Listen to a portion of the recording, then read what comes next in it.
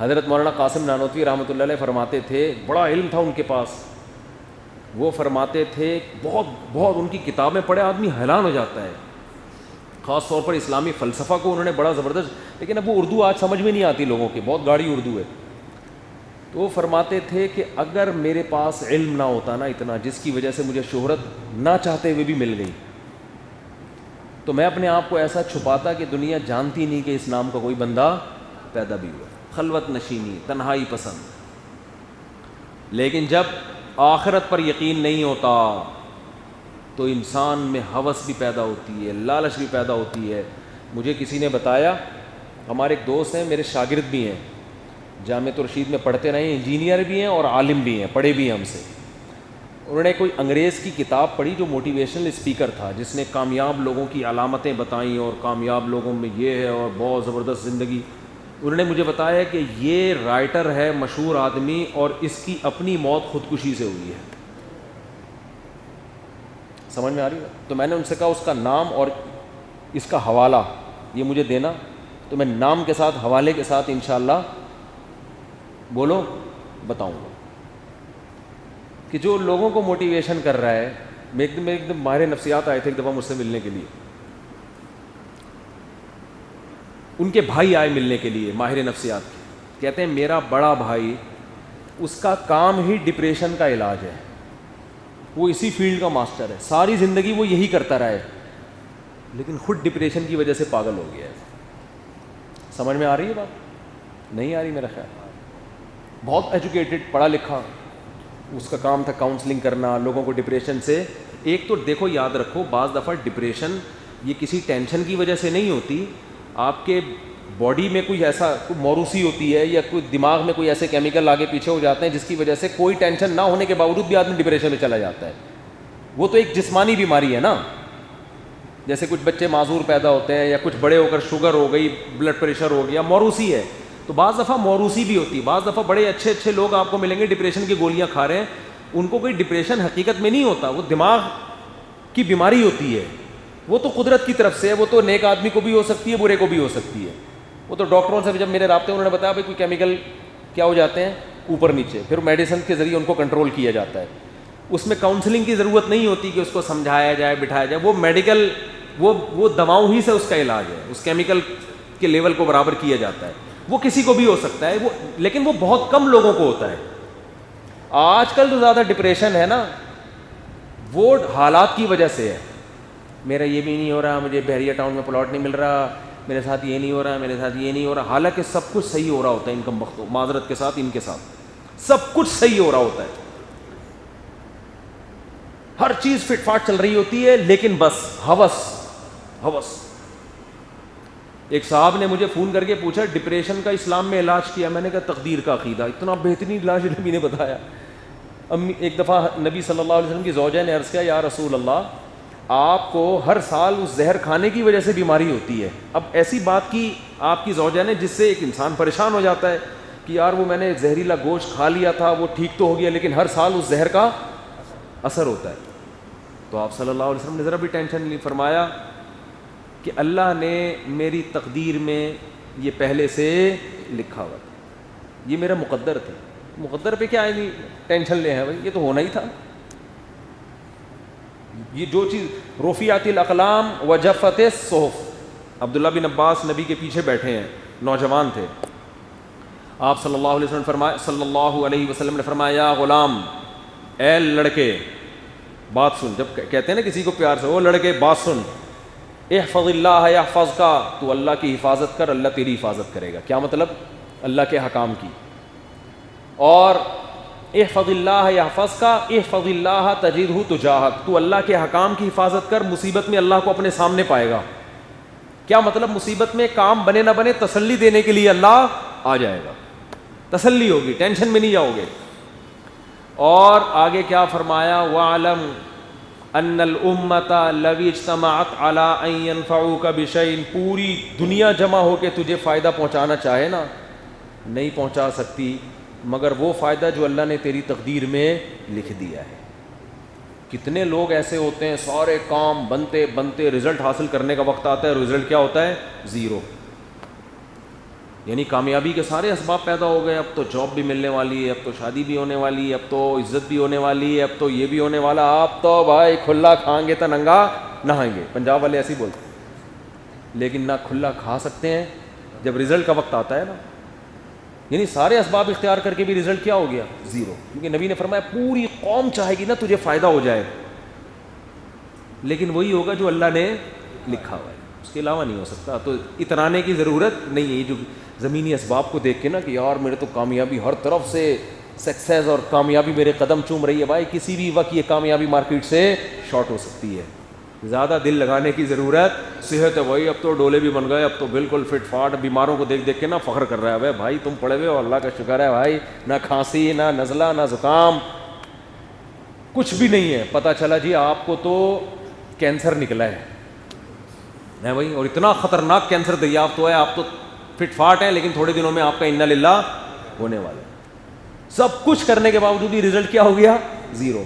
اور آپ صلی اللہ علیہ وسلم نے فرمایا کہ اور اگر پوری دنیا مل کے تمہیں نقصان پہنچانا چاہے گی, ڈپریشن میں جانے کی بالکل ضرورت نہیں ہے. یہ حدیث کا مفہوم بیان کر رہا ہوں.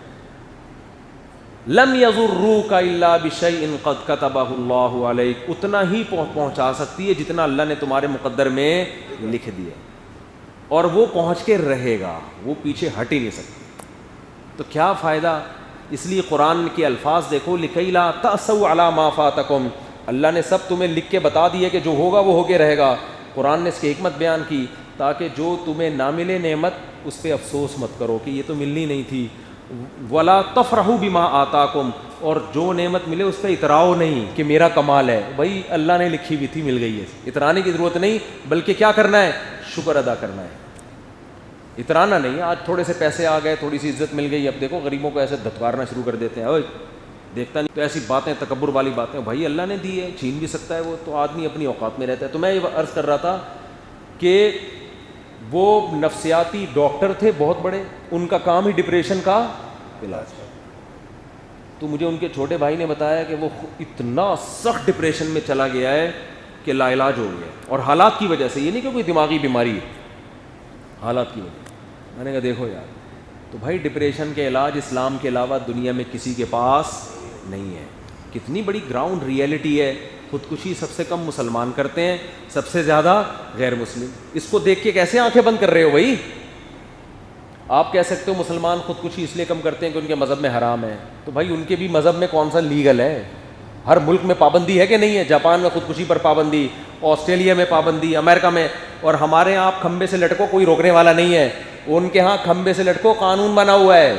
جو دیکھ رہے ہوتے ہیں نا کسی کو اوپر جا رہا ہے, پولیس موبائلیں آ جائیں گی اور سب ایک دم کال سینٹر, اور ایسے زبردست طریقے سے بچانے کی کوشش کریں گے کہ آپ کی سوچ ہے. ہمارے ہاں تو خودکشی کے باقاعدہ کھڈے کھودے ہوئے ہیں کہ اگر آپ اس والے کھڈے میں بائک سے نہیں گر سکے تو اگلا کھڈا بھی آ رہا ہے, آپ وہاں چلے جائیں. حقیقت ہے نہیں, ہمارے یہاں تو یہ سسٹم ہے. اور دوسرا, ان کے ہاں خودکشی کرنے والا پکڑا جاتا ہے کہ خودکشی کی ہے. ہمارے ہاں تو خودکشی کرنے والے کا پتہ ہی نہیں چلتا کہ خودکشی بھی کی ہے, یہ پتہ نہیں ویسے ہی مر گیا کھڈے میں گر کے. اتنے آپشن ہیں خودکشی کے. آپ بارش میں کھمبے سے گلے ملو, اس کے بعد آپ کھمبا چھوڑو گے مگر کھمبا آپ کو نہیں چھوڑے گا. حقیقت ہے, آپ کھمبا چھوڑو گے, کھمبا آپ کو نہیں چھوڑے گا. کھڈے ہیں, گٹر لائنیں کھلی ہوئی ہیں. بارشوں میں کراچی میں آپ دیکھو نا, اتنا پانی پتہ ہی نہیں چل رہا ہوتا, بائکیں گٹروں میں گھسی ہوئی ہوتی ہیں, بندے مرے ہوئے ہوتے ہیں. ایسے موت کے جتنے اسباب تھے اختیار کیے ہوئے ہیں, اور ڈپریشن کے ہر سبب گورنمنٹ نے ہم کو دیا ہوا ہے. اسٹریس اور ڈپریشن میں جانے کا کوئی راستہ حکومت نے چھوڑا نہیں. ہسپتال میں, گورنمنٹ کے ہسپتال میں آپ چلے جاؤ, مریضوں کو دیکھ کے آدمی کہتا ہے اللہ مجھے گھر میں موت دے دے. میں سول ہاسپٹل گیا, گندگی کا عالم دیکھ کے حیران ہو گیا. میں ویسے ہی گیا تھا کسی کام سے, کوئی مریض تھے, اللہ ہمیں بچایا ہسپتالوں سے. ٹھیک ہے, گورنمنٹ کے ہسپتالوں میں بعض چیزیں بہت اچھی بھی ہیں, بہت غریب آدمیوں کا ٹیسٹ جو ہزاروں روپے کا وہ فری میں ہو جاتا ہے, یہ بھی اچھا کام ہے, لیکن بستر لیٹنے کے قابل نہیں. ایک صاحب نے بتایا, میرا کہیں ڈاکوؤں نے گولی مار دی پاؤں میں, وہ کسی حکومتی ہسپتال میں چلے گئے, ڈاکٹر ہی نہیں آ کے دے رہا. پہلے تو پولیس انکوائری, میں زخم سے تڑپ رہا ہوں, خون بہہ رہا ہے, ڈاکٹر کہہ رہے نہیں بھائی پہلے پولیس کو, قانون ایسا ہے, پولیس آئے گی, پہلے رپورٹ تیار ہوگی, پھر علاج شروع ہوگا. بھائی تو اس بندہ مر جائے گا یار, یہ خون نکل رہا ہے اس کا. باہر ملکوں میں ایسا نہیں ہے, وہ کہتے ہیں پہلے آپ کا علاج ہوگا, بے شک آپ ڈاکو ہی کیوں نہ ہو, اس کے بعد دیکھیں گے کرنا کیا ہے آپ کے ساتھ. یہاں پڑا ہوا ہے بندہ, کوئی اٹھا نہیں رہا کہ میرے اوپر کیس نہ بن جائے, پیٹ میں گولی مار دی تو کیس بن جاتا ہے, وہ اٹھاتے نہیں ہیں لوگ. عجیب عجیب قوانین بنے ہوئے ہیں, اور اسمبلیوں میں ان پر بحثیں نہیں ہو رہی کہ ان کو کیسے تبدیل کیا جائے. تو وہ اس کا گورنمنٹ ہسپتال میں اس بیچارے کی بیڑا ہی غرق کر دیا انہوں نے. خیر کسی پرائیویٹ ہاسپٹل میں گیا تو انہوں نے بتایا کہ یار یہ تو پتہ نہیں کیا کر دی. ہاسپٹل میں آپ کا کوئی جاننے والا ہوگا تو ہو جائے گا, نہیں ہوگا تو وہ ایسے رکھے گا جیسے کوئی بکرا کٹا ہوا پڑا ہوتا ہے نا. یہ حالت ہو رہے ہیں. تو ہمارے ہاں اسٹریس اور ڈپریشن کے جتنے اسباب ہیں پورے طور پر پائے جاتے ہیں. تو ہمارے ہاں تو آدھی قوم کو خودکشی کر کے مر جانا چاہیے, آدھی قوم کو خودکشی کر کے. جتنی بجلی استعمال کرو بل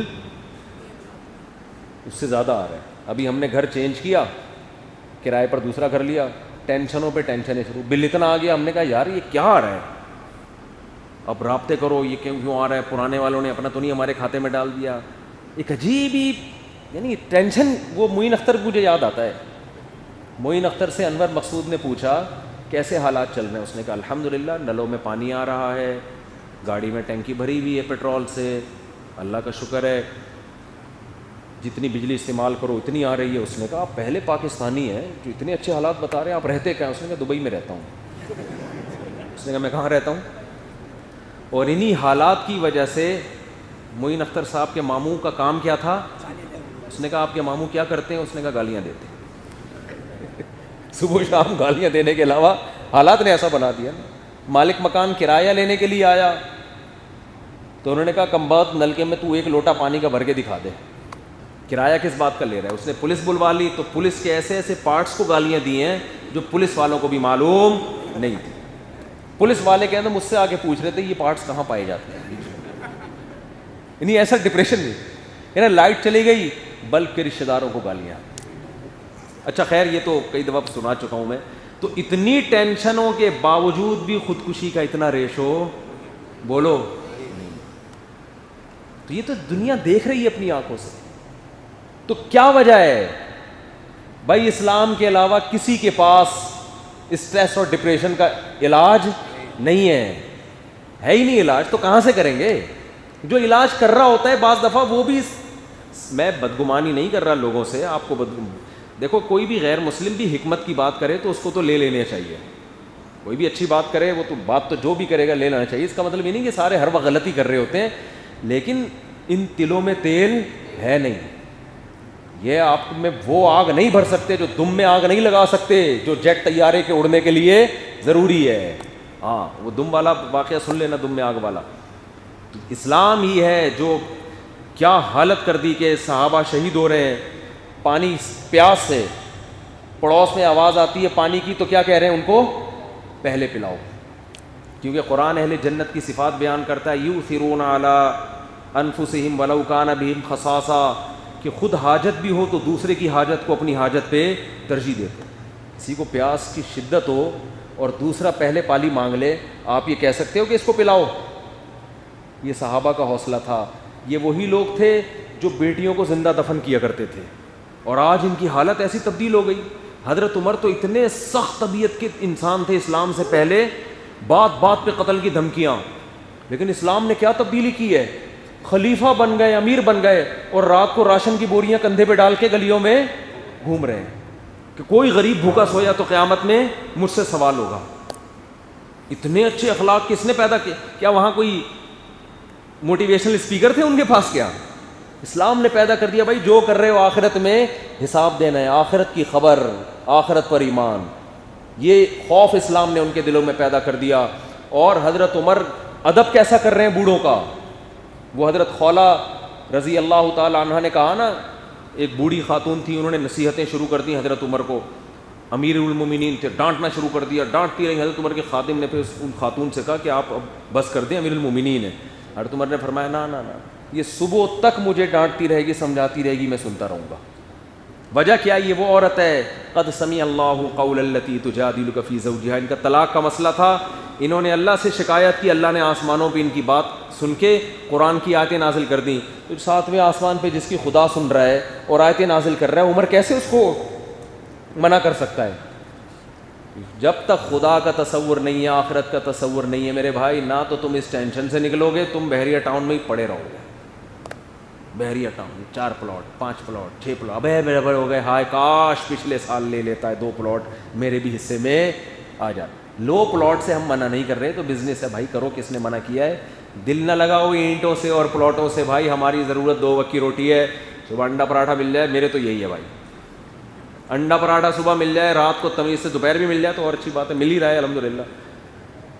رات کو کھانا مل جائے تمیز سے، طبیعت سے سونے کی جگہ مل جائے، طبیعت سے سو جائیں، پنکھا چل رہا ہو، شدید گرمی نہ ہو، موسم ٹیمپریچر کمرے کا ذرا اچھا ہو کہ نیند آ جائے تمیز سے، مچھروں سے حفاظت ہو جائے. صبح اٹھو تو ایسا لگتا ہے کاکڑ دن نہ ہو گیا. کیا ہو گیا ہے بھائی؟ کاکڑ دن نہ ہو. کاکڑ دن نہ ہے نا قوالی میں، جو شروع میں قوالی آہستہ آہستہ چل رہی ہوتی ہے یہ کر کے نا، پھر ایک دم سے کاکڑ دن شروع ہو جاتے ہیں. وہ جب ان کو وجد آتا ہے نا، بہت زیادہ مزہ آتا ہے تو کاکڑ دن شروع کر دیتے ہیں وہ. تو یہ ہماری بچپن کی ٹرم ہے، ایک اصطلاح ہے کہ یار آج تو کاکڑ دن نہ ہو گیا، یعنی شروع سے ہی کاکڑ دن نہ ہو گیا، حالانکہ شروع میں تو سلو چلنا چاہیے. تو رات کو تمیز سے سو جاؤ، صبح اٹھو کیسا فریش ہوتا ہے دماغ. تو نہ لگاؤ ان اینٹوں سے دل، میرا گھر، میری گاڑی، میرا. بے قبرستانوں میں جا کے دیکھ لیا کرو بھائی، یہ ان کا تھا، آج کہاں لیٹے ہوئے ہیں. مر کے جا رہی ہے دنیا، اور کیسے بیٹھے بیٹھے وہ 40 سال کا بیٹھے بیٹھے انا للہ ہو گیا. اس کو جو انڈیا کا اداکار تھا وہ تو بڑی فٹنس کا خیال کرتا تھا، اس کو تو لپڈ پروفائل کا ٹائم ہی نہیں ملا ٹیسٹ کرانے کا کہ قدرت نے اتنا موقع بھی. ٹیسٹ ہوتا ہے نا پروفائل ٹیسٹ، وہ سارا کولیسٹرول کتنا ہے وہ سب سامنے آ جاتا ہے. سامنے آنے سے پہلے ہی انا للہ ہو گیا. کوئی پتہ نہیں ہے کب مر جائیں گے. دنیا مسافر خانہ ہے، دل نہیں لگانا ہے. اصل ان الآخرۃ لہی الحیوان، قرآن کہہ رہے ہیں اصل زندگی کون سی ہے؟ آخرت ہے. اس کو سامنے رکھو گے تو دنیا بھی خوشی سے گزرے گی، آسانی سے گزرے گی. پیسہ اگر ملنا ہوگا تو پھر بھی ملے گا. ہم نے مولویوں کے پاس بھی، بزرگوں کے پاس بھی بہت پیسہ دیکھا، چھپڑ پھاڑ کے آ رہا ہوتا. ہمارے حضرت تو پیسہ کماتے ہی نہیں تھے، لیکن اتنے دولت مند تھے کہ آپ کی سوچ. جب زمینوں کی آمدن شروع ہوئی ہے تو ایسی شروع ہوئی ہے کہ لائن لگ گئی. تو پیسہ ایسی چیز ہے بھائی، جب آئے گا تو چھپڑ پھاڑ کے آئے گا، نہیں آئے گا تو سارا دن روتے رہو پیسے ہی نہیں ہے، غربت ہے، مہنگائی ہے، ٹینشن. اللہ پہ ان چیزوں کا کوئی اثر نہیں پڑتا. اگر آپ روتے رہو گے نا اللہ مجھے دیا ہی نہیں تو نے، تو ایسا نہیں اللہ ایک دم جوش میں آئے گا اور بولے گا یہ لے. اللہ کہتا ہے لئن شکرتم لازیدنکم، زبان میں اور دل میں شکر پیدا کرو تو نعمتیں بڑھاؤں. جب بولو یار بے شک جیب میں دھیلا نہیں ہو رہا ہے، اللہ کا دیا بہت کچھ ہے، وہ کہے گا کہاں ہے؟ بولو بھائی صبح ناشتہ کر رہے ہیں، اللہ کا شکر ہے. معین اختر کی طرح بولو نلکوں میں پانی آ رہا ہے، گاڑی میں پٹرول، گاڑی نہیں ہے تو پٹرول کی ضرورت نہیں ہے الحمدللہ. ہم تو WR میں سفر کرتے ہیں، اللہ کا بڑا فضل ہے. تو خوش رہے آدمی. ہمارے نبی سے زیادہ کوئی مسکین اور غریب نہیں ہو سکتا. 40 دن گھر میں چولہا نہیں جل رہا پھر بھی سب سے کامیاب انسان.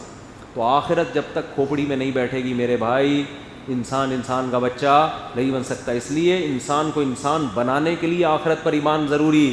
اس لیے اتنی اہم خبر ہے کہ اللہ کہتا ہے جو اس کا انکار کرے گا اس کا مطلب وہ انسانیت کو درندگی کی طرف لے کے جا رہا ہے. میں انکار کرنے والے کو معاف نہیں کروں گا. جنہوں نے انکار کیا ان قوموں کو میں نے تباہ کیا.